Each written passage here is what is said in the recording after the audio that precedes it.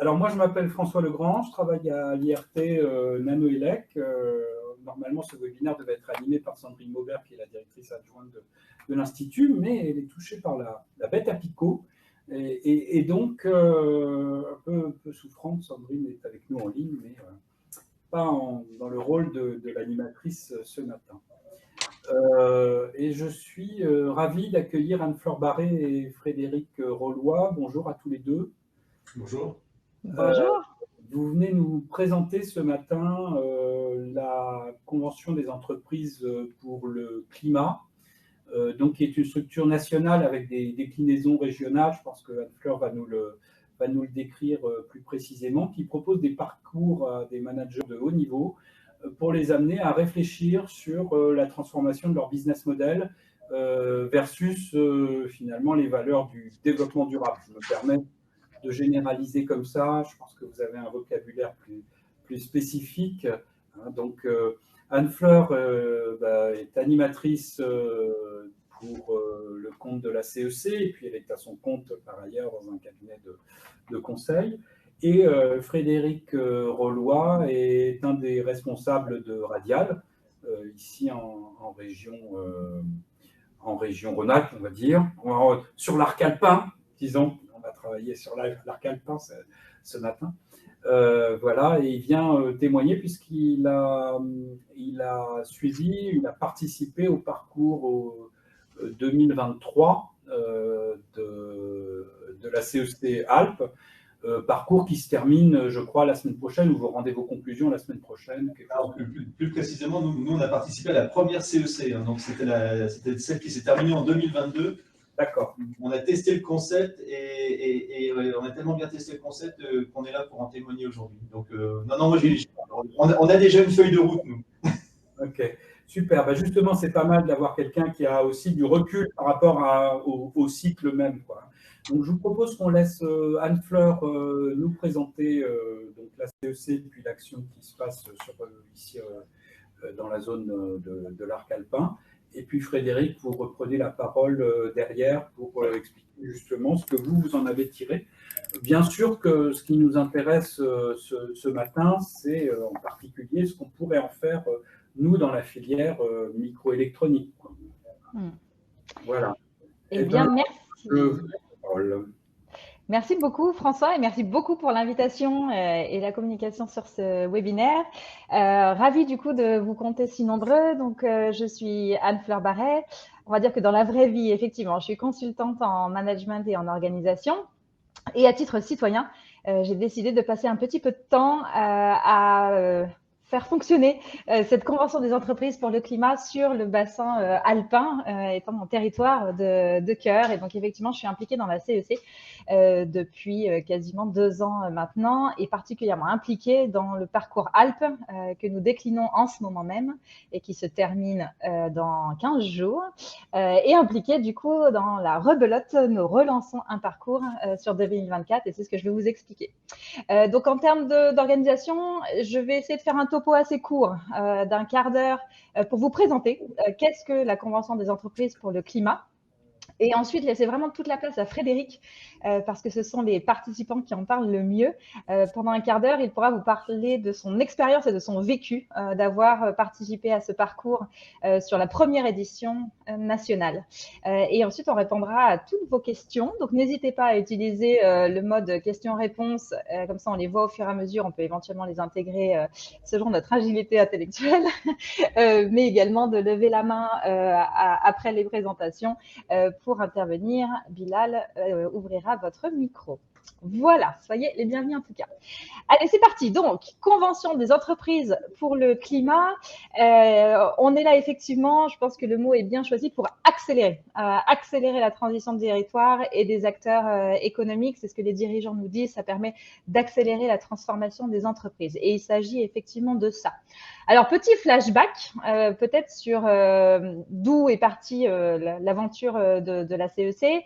Un mec assez génial, Éric Duverger, cadre chez Michelin, et Yannick Servant ont été inspirés par la Convention citoyenne pour le climat.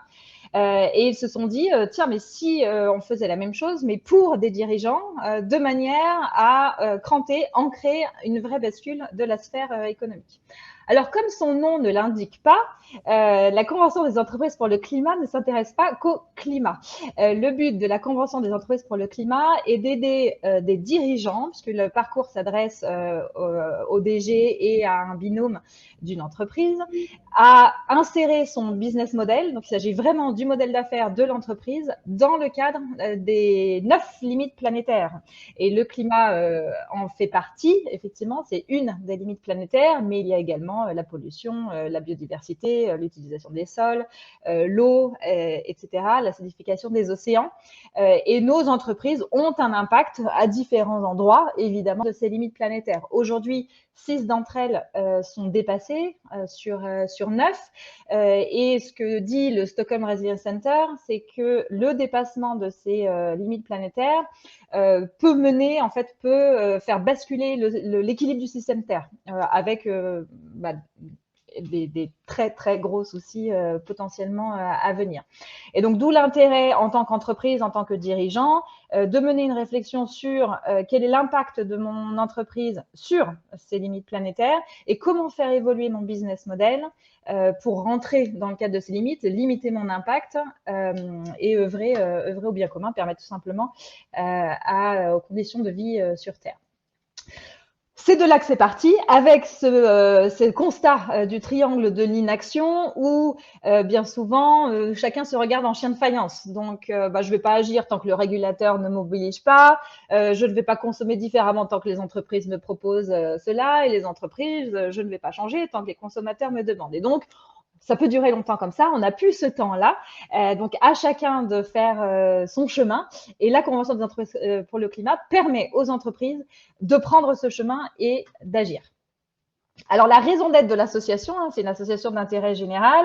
Elle est libellée de la manière suivante: rendre irrésistible la bascule d'une économie extractive vers une économie régénérative avant 2030. Chaque mot est hyper important. Rendre irrésistible parce qu'on est dans une logique joviale, joyeuse, enthousiaste. C'est une aventure assez fabuleuse que d'essayer de faire prendre le tournant à notre planète et les habitants de cette planète. La bascule, parce qu'il s'agit effectivement de faire basculer le monde économique et le type d'économie, et donc de passer de l'extractif, extraction, production, déchets, qui est une économie plutôt linéaire aujourd'hui, on va dire dans la majeure partie des cas, vers une économie régénérative où rentre la circularité et où on ne se contente plus de limiter les impacts négatifs sur l'environnement, mais aussi de créer de l'impact positif net, en fait, pour régénérer les écosystèmes et les territoires pour permettre la vie sur Terre. Et tout ça avant 2030 parce qu'il y a urgence. On le voit, on l'entend, c'est factuel. Les scientifiques sont tous d'accord là-dessus. Donc, il faut se dépêcher. Alors, comment ça marche? La CEC, je le disais, vise à transformer un modèle d'affaires, d'entreprise, vers, on appelle ça avec une visée régénérative. Donc, chaque entreprise en est là où, voilà, chacun en est là où il en est en termes de business model. Certains n'ont encore rien fait ou pas grand-chose, ou se contentent du réglementaire. D'autres ont commencé déjà à intégrer une direction RSE, par exemple, ont cherché à réduire les impacts.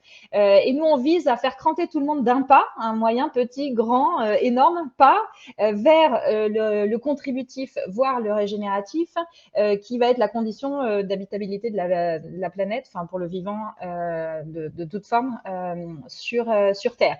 Et où en fait la réflexion, elle est au cœur du business model et non plus sur, par exemple, des directions parallèles ou périphériques RSE, mais complètement, la réflexion est complètement intégrée au business model, que ce soit en amont, en aval, dans l'éco-conception, dans le type de produit, dans la raison d'être de l'entreprise, et de mener cette réflexion-là de manière systémique. Alors, la CEC a été créée en 2021. 2 ans après, on en est à 1000 dirigeants qui ont suivi le parcours, 700 entreprises. L'année prochaine, ça se démultiplie encore plus. Donc, ça se démultiplie à la fois sur une dimension territoriale. Et moi, je fais partie de l'équipe qui gère la CEC Alpes et la CEC Bassin Lyonnais. C'est la même équipe pour les 2 CEC sur notre territoire rhône-alpin. Et on relance donc un deuxième parcours l'année prochaine. Mais il y a également des CEC thématiques au niveau national, donc là qui regroupe des entreprises de tout le territoire. Et en l'occurrence, l'année prochaine, se lance une CEC Industrie et une CEC Nouveaux Imaginaires pour les agences de marketing, de communication et de publicité. Donc, chaque dirigeant sera souverain. Vaut-il mieux que j'aille travailler la transformation de mon entreprise sur une maille territoriale? On croit beaucoup dans la résilience territoriale et donc avec des coopérations territoriales avec tout type d'acteurs, tout type de secteurs. Ou vaut-il mieux que j'aille travailler dans la filière industrielle pour tout notre pays? Alors voilà quelques exemples d'entreprises qui ont fait le parcours, soit la première édition à laquelle Frédéric a participé, soit en ce moment, puisque nous terminons dans 15 jours. Vous voyez que ce qui compte pour nous, c'est vraiment d'être totalement intersectoriel, dans tout type de secteur, tout type d'état d'avancement en termes environnemental, toute taille également, puisque l'approche est fondée sur l'intelligence collective. Alors justement, voilà, comment fonctionne un parcours en tant que tel? Un parcours de la CEC, donc c'est 6 sessions sur 10 mois. Donc là, elle commencera en mars et elle finira en février 2025. Chaque session est extrêmement pensée pour constituer un processus apprenant d'une part et transformant d'autre part. Avec une pédagogie qu'on revendique et qui est très importante pour nous, c'est-à-dire qu'il ne s'agit pas juste d'apporter du contenu et de solliciter la tête, donc c'est très présent avec des intervenants de très haut vol, on le regardera tout à l'heure, mais de compléter cela que nous avons et que nous pouvons avoir par ailleurs, soit dit en passant, même si là, on met tout le monde dans une salle avec des intervenants de haut vol pour de la nourriture intellectuelle, mais on complète cette approche avec une approche cœur et corps. Cœur, parce qu'on croit fondamentalement que c'est ce qui va nous faire bouger. La tête engrange, sommet de Rio 92, on est en 2023, on n'a pas bougé autant qu'il aurait fallu, or tout était, je pense, dans la tête. Et donc on est convaincu que si les dirigeants, en fait dans leur trip, en eux, acquièrent la conviction qu'ils ont un rôle à jouer et que l'entreprise peut avoir un rôle politique au sens noble du terme de la vie de la cité, ça pourra vraiment faire un effet de bascule pour l'entreprise au global. Et corps parce qu'on est vraiment tourné vers l'action, à l'écriture d'une feuille de route, à la transformation de l'entreprise. Donc, qui rejoint ce parcours? Ce parcours, en fait, est rejoint donc par des entreprises candidates et l'entreprise est représentée par un binôme. Donc, c'est seulement 2 personnes de l'entreprise candidate qui rejoint le parcours et sélectionnée. C'est le ou la DG.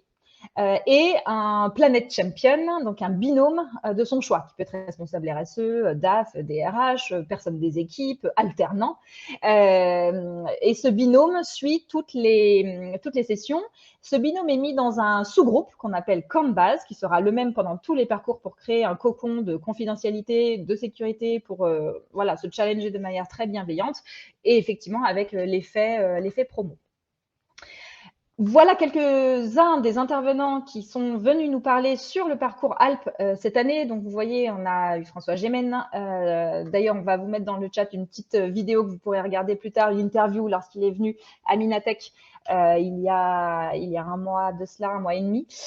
Donc, le GIEC, le Muséum d'histoire naturelle, on a des experts en résilience, en régénératif, en biodiversité, Heidi Sévestre, glaciologue. Donc, pour vous donner un peu le standard des personnes qui viennent nous voir et qui sont unanimement plébiscitées par nos dirigeants. Ce que la CEC permet en fait, puisque le travail est immense, donc on n'apporte pas de solution, on apporte un cadre de travail pour vraiment se creuser la tête et se dire mais comment on prend la chose dans la microélectronique, c'est pas évident. Comment la microélectronique et la non-électronique peut être régénérative. Il y a du chemin à parcourir, il y a beaucoup de réflexions à mener et commencer par un diagnostic sur quel est l'impact de notre entreprise sur les limites planétaires, comment pouvons-nous réduire au minimum les effets négatifs, mais éventuellement réfléchir à une contribution positive, ça demande énormément de travail. Donc ça permet vraiment aux dirigeants de prendre un coup d'avance, d'être éventuellement pionnier dans sa filière pour ensuite embarquer sa filière amont, aval. Et on est en train, en fait, avec la CEC, de constituer une cordée de pionniers qui va pouvoir embarquer tous les écosystèmes derrière au fur et à mesure, puisque d'ici un an, on aura sur le territoire rhône-alpin 300 entreprises qui auront mené le parcours de la CEC. Alors, un parcours, comme je le disais, est constitué de 6 sessions. Et en fait, chaque session a un sujet et une brique qui permet de construire le dispositif entier. On commence par les constats. Et donc là, on remet vraiment tout le monde au niveau, et même des gens qui étaient extrêmement impliqués, informés, prennent une claque ce jour-là parce que voilà, ce sont les constats implacables.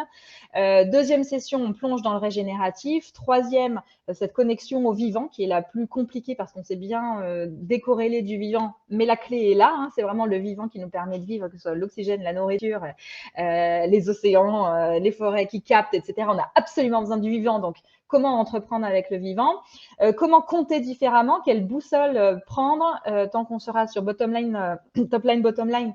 Le changement ne pourra pas être opérant puisque drivé par certaines métriques. Donc, comment compléter en fait ces indicateurs et comment embarquer les écosystèmes dans des notions de coopération territoriale qui est la clé de tout, de la manière que le vivant coopère pour faire marcher la nature, avec une 6e session d'envol.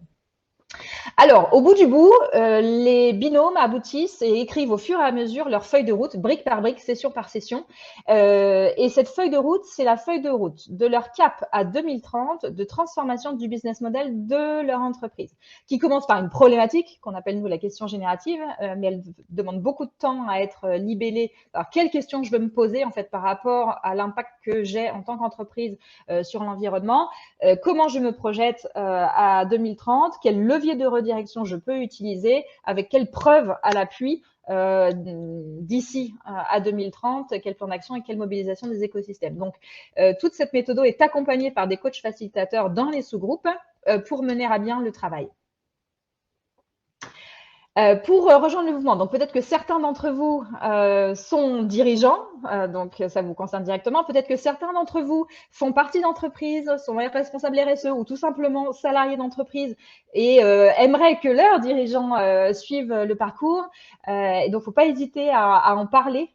Beaucoup de nos dirigeants viennent par leurs salariés, par leurs responsables RSE, parfois par leurs enfants, en disant « Papa, maman, il faut que tu rejoignes la CEC ». Donc, pour pouvoir participer, il faut signer une charte d'engagement qui assure un engagement de présence à toutes les sessions, puisque chaque session, comme j'ai dit, a vraiment son objectif en propre, donc il y a un engagement de présence. Une adhésion à l'association, donc c'est une association d'intérêt général, tout le parcours fonctionne sur les dons des entreprises, et un engagement à publier la feuille de route, puisque l'objet, si on est intérêt général, c'est pour contribuer à la bascule de l'économie. Pour ça, il faut des modèles, et donc il faut que les entreprises publient et montrent leur feuille de route, tout ou partie s'il y a des aspects confidentiels, mais montrer l'engagement. Et puis voilà, des webinaires régulièrement pour ceux qui le souhaiteraient, mais vous aurez accès au lien et puis un formulaire de candidature. Voilà, j'ai tenu, je pense, dans mes 3 quarts d'heure. Donc, je vais enchaîner directement avec… 3 quarts d'heure? Mon quart d'heure. Normalement, ça dure 3 quarts d'heure, voilà. Directement avec le témoignage de Frédéric pour ensuite ouvrir aux échanges. Et donc, Frédéric, toi, tu as participé à la première CEC. En parallèle, excuse-moi Anne-Fleur, hein, donc j'invite nos internautes à poser des questions et puis on les prendra après. Oui, très bien. Ouais, merci beaucoup François. Frédéric, qu'est-ce qui t'a amené à la CEC? Comment l'as-tu vécu? Qu'est-ce qui s'est passé? Et à quoi avez-vous abouti pour Radial? Il est où Frédéric? Alors, on n'a plus ton micro ni ta caméra, Frédéric. Et là est-ce que c'est mieux? C'est tout bon, on ne te voit pas encore, mais on t'entend. La caméra va arriver, la caméra va arriver. Bien, bonjour à tous. Donc, je reprends parce que j'avais commencé à parler. Donc, Frédéric Rollois, je suis directeur des technologies avancées chez Radial. Donc, Radial, on est un connecticien. On fait des systèmes de connexion et des connecteurs pour environnement critique. C'est important pour la suite de ce qui va suivre parce que être un fabricant d'objets, c'est forcément être connecté à des ressources et être consommateur de ressources. Et dans les questions qui nous étaient posées à la CEC, ça a pris toute sa dimension. Donc en fait, on fait des systèmes de connecteurs pour des systèmes électroniques qui sont eux-mêmes intégrés dans des systèmes tels que des avions, des trains, des systèmes de télécommunication, des systèmes de défense et voire du médical.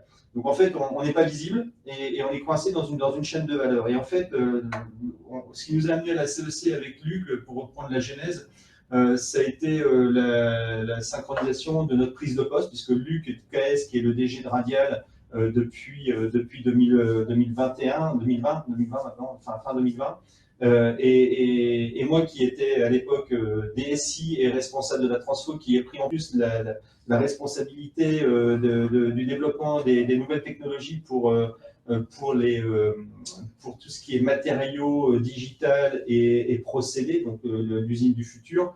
On s'est posé la question avec lui de, ok, dans un schéma de transformation qui était déjà engagé depuis 2015 chez Radial, et qui avait notamment vu la mise en place d'une roadmap green dès 2019 avec des axes tels que l'éco-conception, le green IT, les achats durables. Donc en fait, on partait pas de rien, mais on sentait que, ouais, ok, on faisait des choses, mais que l'urgence était un peu plus importante. On pressentait que l'urgence était un peu plus importante au regard de la presse que l'on pouvait lire. Et puis des réseaux, parce qu'on a une certaine sensibilité sur des informations qu'on entendait.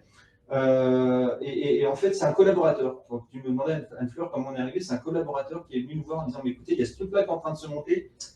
Vous connaissant un petit peu, et connaissant Radial, ce serait peut-être bien qu'on s'y intéresse. Et en fait, on a regardé et ça nous a paru une évidence de s'embarquer. Donc, on a vécu cette expérience en 2021. Avec une descente du U qui a été quand même assez violente. La première session, pour nous, a été assez violente. Le processus a été très difficile avec Luc. On a eu beaucoup de mal à poser cette question générative.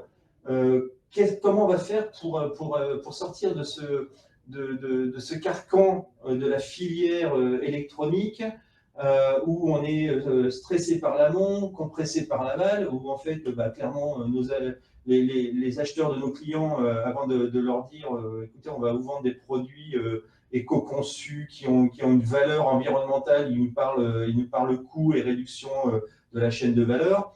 Ça a été deux sessions en fait, ça n'a pas été que la première session. 2 sessions, on s'est dit, mais en fait, qu'est-ce qu'on fait? On arrête Radial, on s'en va, on va agir dans un endroit où on pourra être vraiment dans du contributif. Et puis on s'est dit, non, si on est là, c'est parce qu'on veut aussi transformer Radial. Et ça a été pour nous un moyen d'accélérer ce qu'on avait engagé en termes de transformation. Alors, ça veut dire quoi, transformer une boîte comme Radial qui fait des connecteurs?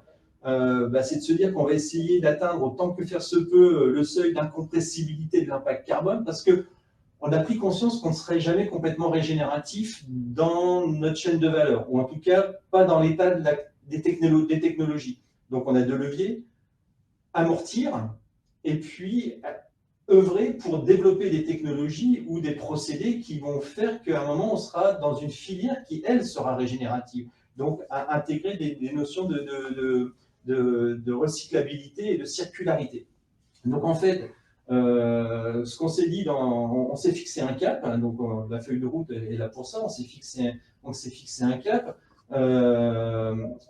et on s'est dit, ok, on va essayer de devenir le spécialiste français dans le monde, mais restant français, pour mettre à disposition localement, c'est-à-dire en œuvrant, en modifiant notre organisation pour œuvrer localement, en régionalisant des solutions d'interconnexion pour des systèmes électroniques durables, c'est-à-dire en routant nos choix technologiques vers des marchés qui sont durables. Alors ça se fait pas, on est dirigeant de nos entreprises, hein, j'imagine que l'auditoire l'est aussi pour partie. On a aussi une responsabilité sociétale, on est quand même une boîte familiale de 3500 personnes dans le monde, avec des gens qui travaillent chez nous en France, mais aussi en Chine, au Mexique, aux États-Unis, en Italie.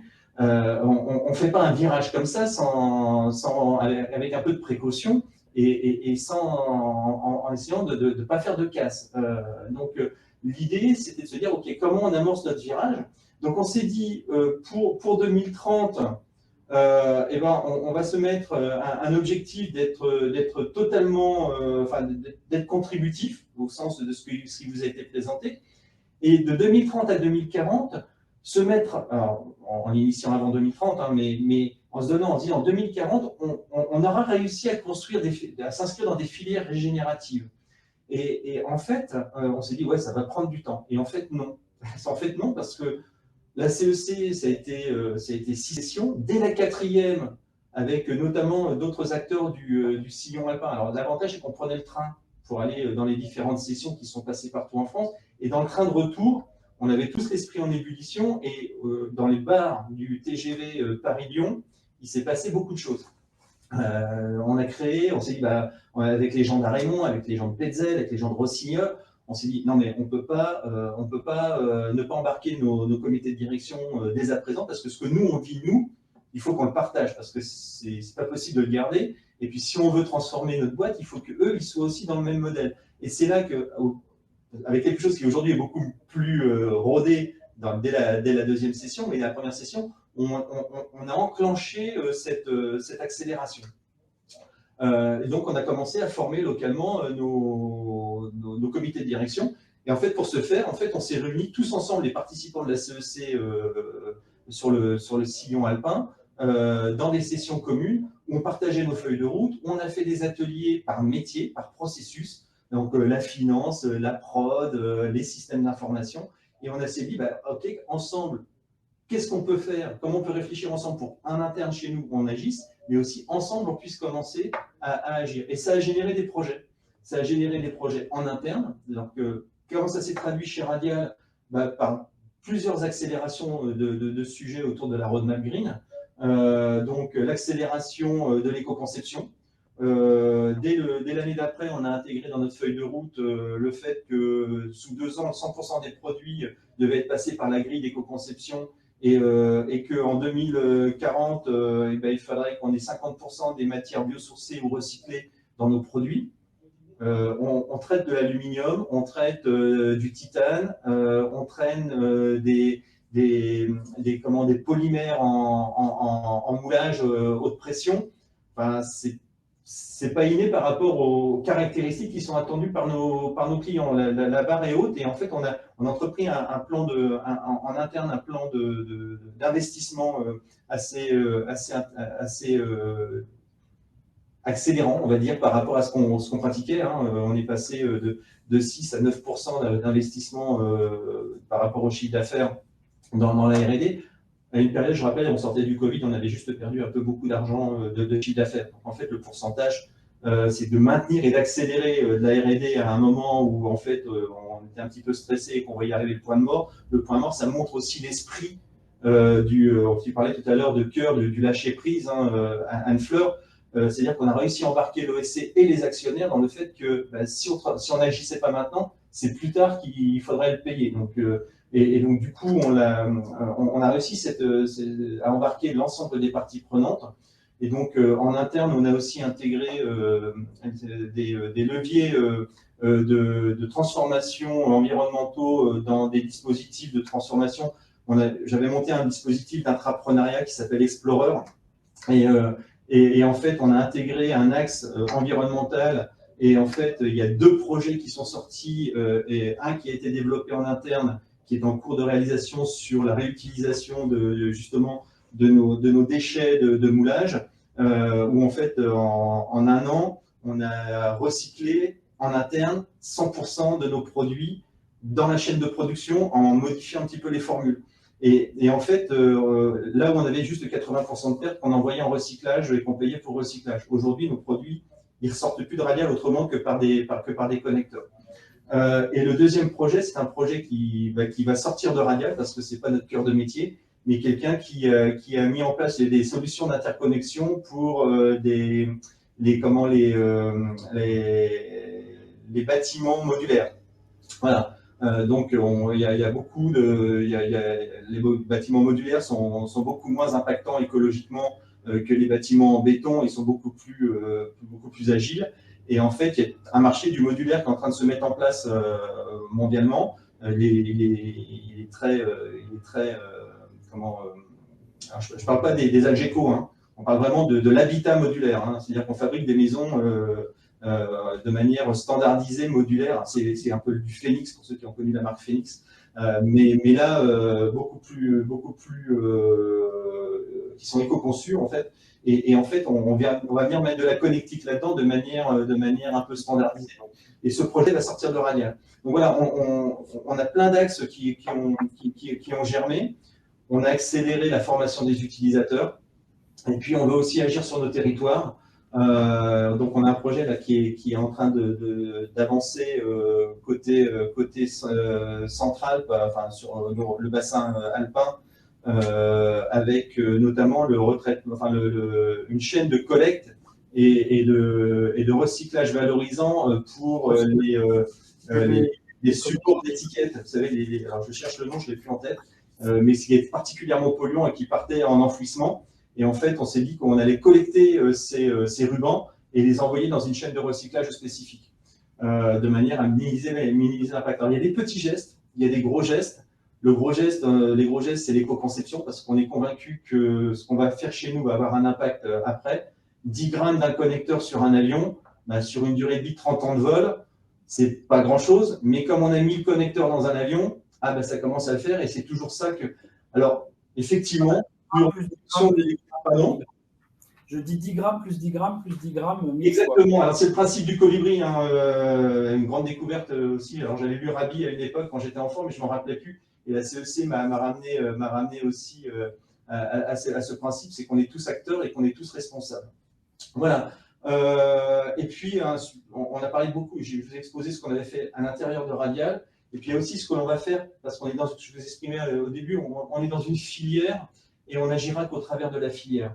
Et pour agir au travers de la filière, ça veut dire qu'il faut qu'on sorte de nos bases et qu'on accepte de collaborer et potentiellement avec nos concurrents. Donc, on le faisait déjà quand on était contraint par des normes RoHS qui se profilent à l'horizon. Et on a réussi à embarquer un certain nombre d'acteurs, et dont des concurrents, à aller d'être beaucoup plus proactifs pour aller travailler sur des matériaux innovants, des matériaux biosourcés. Et on est en train, je suis en train de travailler là, avec Luc et un de nos concurrents directs pour monter un partenariat sur de la recherche et avec des instances pour des IRT, avec des universités, pour essayer de substituer des choses qui sont extractifs et puis d'aller vers du biosourcé.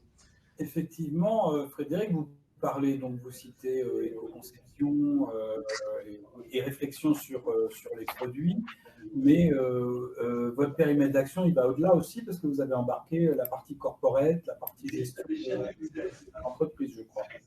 Ah oui, on a embarqué le CODIR et en fait, on a intégré dans nos… alors nous, on fonctionne avec une révision un plan à 5 ans, révision annuelle. Et notre plan annuel, il s'appuie sur un dispositif qui s'appelle Léochine. Et en fait, on a une liste d'actions par processus. On est piloté par les processus. Et dès l'année suivante, la CEC, on avait un axe de direction qui est redescendu. On a fait un top-down de la direction avec des axes sur chacun des processus. Et en fait, c'était une formidable accélération ou génération d'actions dans les processus. Mais quand dans les processus, on parle de la finance, on parle de la RH. Donc, on est en train de travailler sur la double matérialité. Donc, elle va être en place dès l'année prochaine. On a mis en place des ressources pour le faire. Et donc, du coup, ça veut dire que dans nos investissements, il y a le bilan carbone. Donc, il y a le bilan carbone d'un projet. C'est-à-dire, c'est un projet. Quel impact positif il va avoir? Quel impact négatif? Parce qu'on sensibilise aussi à l'impact négatif et à l'intérêt de solutions. On a déjà des projets en termes de conception qui ont des conceptions sur lesquelles on a déjà fait des choix de conception de produits avec le client. On a réussi à proposer à des clients en disant voilà, on a deux solutions. On a une solution as usual et puis une solution éco-conçue. Elle va être un peu plus chère. Elle va avoir un impact carbone négatif. Mais vous arrivez à convaincre malgré le prix. Et est-ce qu'on est d'accord? Alors, il y en a. Alors, je vais pas on va prendre aussi, on va garder un temps d'échange. Oui, est-ce que tu arrives à convaincre avec le prix? Et puis ensuite, on prend les questions. En fait, mon autre question, effectivement, comment vous conciliez la possibilité de maintenir une rentabilité et puis de travailler de façon plus vertueuse, quoi. ensuite, je vois des questions dans le chat. C'est la fin du mois et la fin du siècle. C'est toute la beauté de l'exercice et toute la rudesse de l'exercice. C'est de se dire, ce qui est très important, c'est de s'inscrire dans une temporalité. Alors, malheureusement, il y a une urgence, et je ne sais pas si vous avez écouté les informations ce matin, il y a une information qui disait que le 1,5 degré, ben, c'est foutu, hein, c'est dans 7 ans. Alors qu'on pensait que c'était plutôt dans 10 à 15. Donc, on voit bien qu'il y a une accélération. Et donc, en fait, sans tomber dans le catastrophisme, et ben, l'idée, c'est d'embarquer nos parties prenantes dans des actions et d'être convaincant dans des actions. Alors, on a entrepris pour embarquer Radial et se fixer des objectifs plus rationnels et métriques que l'énorme émotion qu'on peut porter avec notre cœur en tant que dirigeant. On a entrepris avec le support de l'ADEME de déployer le processus ACT.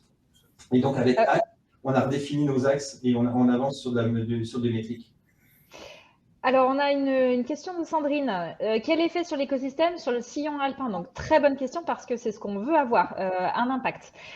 Donc, la première, alors, il va falloir du recul. Donc, on a déjà du recul sur la cohorte de Frédéric et donc, qui se traduit à deux endroits, je dirais. La première, c'est ce qu'il a mentionné, le fait que chacun des comités de direction ont été impliqués. Donc, pour nos 12 Isérois, donc ça fait une centaine de personnes qui ont travaillé, qui ont suivi du coup une sorte de mini CEC qu'ils ont auto-organisé entre eux. Et donc, côté achat, côté revalorisation des déchets, côté indicateur, il y a vraiment la matière grise qui est en train d'avancer avec des impacts concrets et des coopérations. Donc, je cite par exemple le ski de Rossignol. Vous savez, ils ont sorti le ski recyclable à 75%. Ça, c'était quelque chose qui était sur les tablettes depuis, je crois, une dizaine d'années, qui n'avançait pas, ils n'arrivaient pas à le sortir. MTB, Société de recyclage, et Rossignol étaient à la première CEC. Les deux dirigeants ont discuté, coup de booster, coup d'accélérateur. Le projet a gagné 10 ans et on a ce fameux premier ski recyclable. Alors après, on peut parler de la question du ski, qui est une autre question. En tout cas, aujourd'hui, le ski existe et donc recyclable à 75% alors que c'était à 5%. Donc ça, c'est un peu, je dirais, l'impact très concret sur des coopérations entre entreprises. Voilà, souligne Anne-Fleur l'intérêt de travailler en inter-entreprise. Oui, exactement. Exactement. Quand on se pose des questions effectivement sur son modèle d'affaires, bon, ça c'est la première étape. Est-ce que finalement, j'avais envie de dire, est-ce qu'il est préférable d'aller chercher un cabinet très bien capé qui va accompagner l'entreprise en interne dans sa réflexion, ou qu'est-ce qu'il y a comme avantage finalement à se mettre en collectif, en mode collectif au sein de la CEC, quoi. Oui, ça c'est une très bonne question. Frédéric, tu veux donner un élément de réponse? Je compléterai. Le premier avantage, c'est qu'on avance collectivement sur le questionnement et du coup, c'est beaucoup plus riche que de travailler en introspection. Alors, peut-être dans une mobilisation d'une forme de chaîne de valeur avec directement la possibilité. Il y a la notion de chaîne de valeur. Alors nous, on ne l'a pas vécu comme tel parce qu'en fait, on était dans une version de la CEC qui était assez généraliste. Et puis, par contre, ça a été riche aussi. Donc ça rejoint ce que tu disais, Anne-Fleur. Il y a maintenant des cursus locaux. Est-ce que je veux agir sur mon territoire? Et puis des cursus plus orientés à l'industrie qui est en train de se monter. Et je pense que c'est une question que le dirigeant doit avoir. Comment je veux porter cette transformation? Par contre, il est certain que, et j'ai vu une question là-dessus sur quelle liberté doit avoir l'équipe qui participe. En fait, elle doit être aux manettes, c'est-à-dire que ça doit être au plus haut de l'entreprise parce qu'on fait faire un virage à l'entreprise quand même. Et donc, du coup, si ce n'est pas porté par la direction, ça va être assez compliqué. Alors, il faut bien expliquer qu'il y a deux dimensions, c'est-à-dire effectivement des gens impliqués au meilleur niveau pour orienter favorablement l'entreprise. Et puis, il y a du travail quand même à fournir, et c'est pour ça qu'il y a un Planet Champion et qu'il y a un tandem, puisqu'on attend effectivement du travail, et c'était mentionné aussi dans les intercessions. On va prendre la question de Sandrine Maubert, peut-être. Oui, alors pour sa première question, pour compléter, donc il y a les coopérations qui se nouent là sur le parcours 2023, deux participants qui se parlent, qui ne se connaissaient pas d'avant, l'un qui va permettre 98% d'économie d'eau dans la future usine qui est en train de se monter. Donc l'impact il est assez énorme en fait dans tout ce qui se passe entre les participants, mais également nous associons les pouvoirs publics. Ça nous semble être extrêmement important. Donc, en parallèle de chaque session, il y a des ateliers avec les pouvoirs publics. Donc, on a les pros, par exemple, l'ADEME, la BPI, etc. Enfin, la BPI, pas forcément pouvoir public, mais les institutions, pour mailler avec nos participants des projets de coopération territoriale. On appelle ça les défis territoriaux. Et en fait, ce qui va en ressortir, c'est un territoire boosté, en fait, puisque tous les secteurs avec différents pionniers sont impliqués et mettent en œuvre des projets collectifs. Donc là, on est en train de finaliser les projets coopératifs et notamment sur la montagne, typiquement, voilà, des choses qui sont apparues. Donc sur la R&D.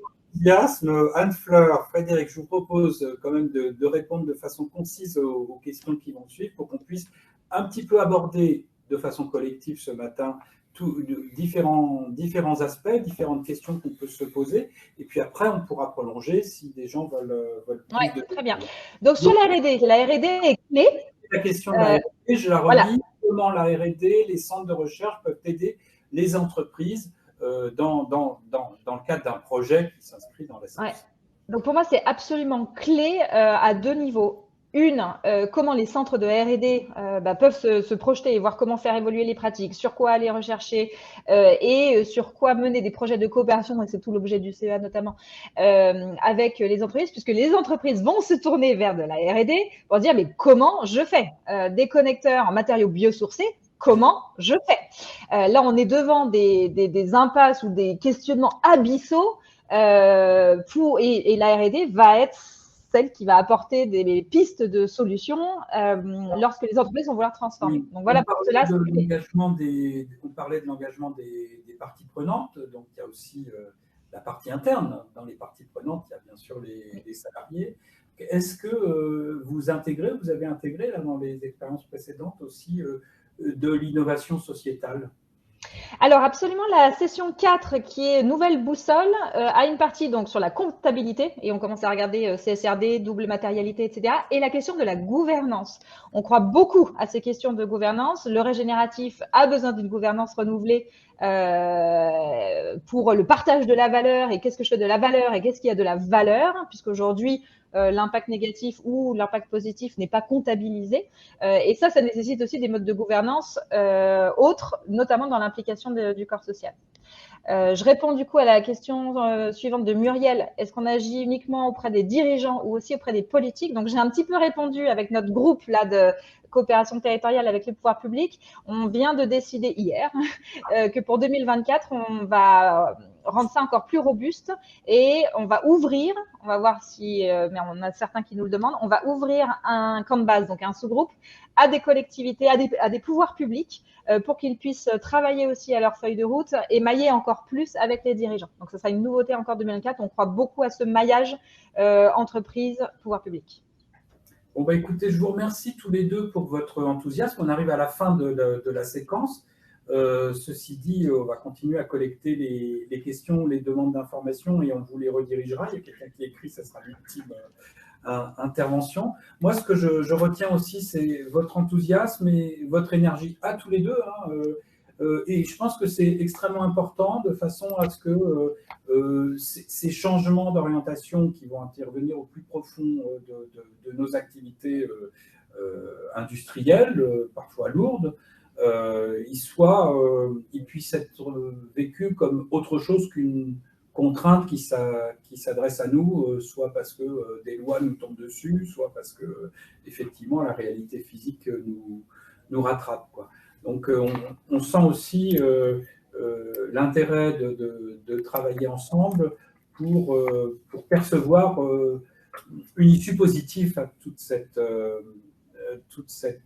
contrainte qui nous est imposée par le changement climatique et la finitude des ressources.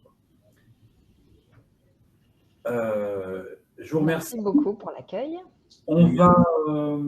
Alors, si, peut-être une dernière question pour la microélectronique. Quel est votre point de vue sur l'intérêt de le faire spécifiquement pour la microélectronique? Peut-être qu'il y a le côté pervasif qu'il faut évoquer quand même.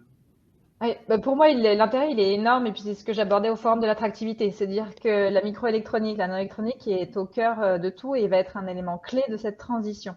Et aujourd'hui, la microélectronique contribue… Ah, on t'entend, François. C'est un peu la double face entre absolument clé et va être la clé et la solution de beaucoup de choses, et en même temps aujourd'hui contribue à ce qu'il va falloir progressivement arrêter sur la consommation effrénée et l'utilisation des ressources. Donc pour moi, et c'est pour ça que j'y mets tant de cœur, avoir des acteurs de la microélectronique peut contribuer vraiment à cette bascule puisqu'ils détiennent à la fois la solution et le problème. Et donc, la tonne de travail là qui s'annonce est passionnante. Frédéric, pour toi, la microélectronique? Pour moi, on a une question de filière, hein, et notamment dans la recyclabilité et la circularité. C'est-à-dire que si on éco-conçoit, on fait l'éco-conception uniquement dans nos coins, on va continuer à faire ce qu'on fait aujourd'hui. C'est-à-dire on va essayer de faire des trucs qui soient à peu près recyclables ou réutilisables. Alors que si on fait de l'éco-conception, enfin, c'est ce qu'on sait faire aussi chez Radial, hein, c'est concevoir des produits pour nos clients. On arrivera à construire des filières qui seront beaucoup plus vertueuses et qui auront aussi une cible d'usage plus... Dans le mot vertueux, je mets une certaine forme de modération à la consommation. Donc la durabilité de nos produits et la circularité. Et si on arrive à faire ça, je pense qu'il y a un espoir. Très bien, on parle de tout ça, mais effectivement, c'est intéressant de toucher du doigt des actions concrètes et on sent qu'elles s'esquissent. Merci à tous les deux, on reste en contact et nous, on reste à disposition de l'ensemble des participants pour vous transmettre d'autres questions s'il y en a. Et on va terminer avec une vidéo, une série de témoignages qui expliquent pourquoi c'est intéressant d'aller travailler avec la CEC. Merci, bonne journée. Merci. Merci, au revoir.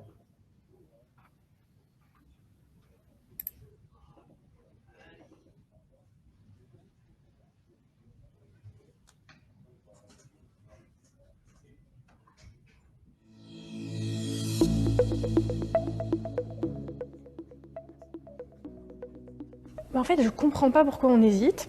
Moi, quand j'ai vu ça, je me suis dit, mais c'est un cadeau, en fait. La CEC, c'est un accompagnement idéal pour pouvoir justement réussir à passer à l'action, avoir tout un écosystème autour de soi qui nous accompagne. La première étape, c'est juste qu'on arrive à prendre du recul. Il ne faut pas avoir peur d'y aller, ça fait mal au début, c'est très clair.